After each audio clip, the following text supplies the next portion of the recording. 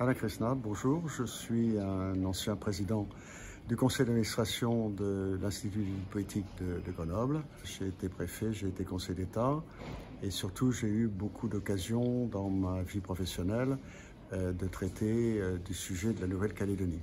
C'est la raison pour laquelle j'ai été invité ce soir, qui est l'anniversaire de la découverte de la Nouvelle-Calédonie par James Cook en 1774.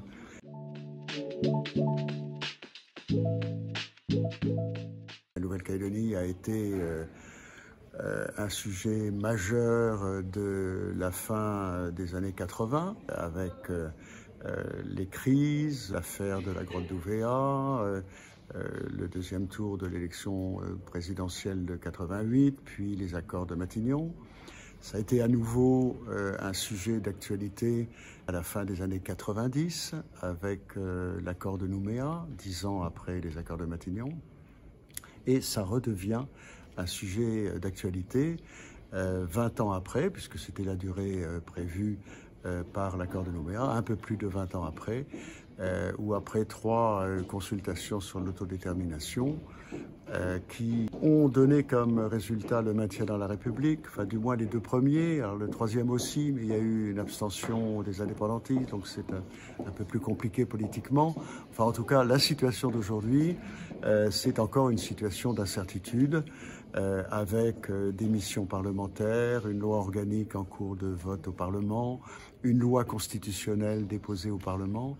Enfin, ce sujet qui concerne une île où il y a 300 000 habitants, qui est à l'autre bout de la Terre, donc qui pour la France paraît un sujet relativement marginal, a quand même nécessité 3 révisions constitutionnelles, une multitude de lois statutaires et a été un moment de grands troubles et d'interrogations éthiques autant que politiques. Et puis il y a le nickel qui est la grande ressource minérale, mais qui est en crise, mais qui lui aussi est un minerai d'actualité parce que dans certaines conditions, certains minerais de nickel peuvent être utilisés pour les batteries électriques et donc les batteries des voitures électriques.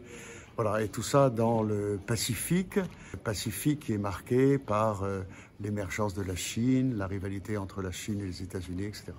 Donc c'est un sujet carrefour dont les étudiants ont voulu que je leur parle pour introduire le débat. D'ailleurs, moi, je conclurai sans doute la conférence en leur demandant s'ils étaient au gouvernement national, responsables politiques sur place, qu'est-ce qu'ils feraient, qu'est-ce qu'ils diraient, voilà, parce que c'est un défi pour la paix, un défi pour la République, une question qui passionne les juristes. Il y a sans doute un record de thèses universitaires par habitant pour ce petit territoire. Voilà, c'est un petit sujet, mais qui peut redevenir un grand sujet.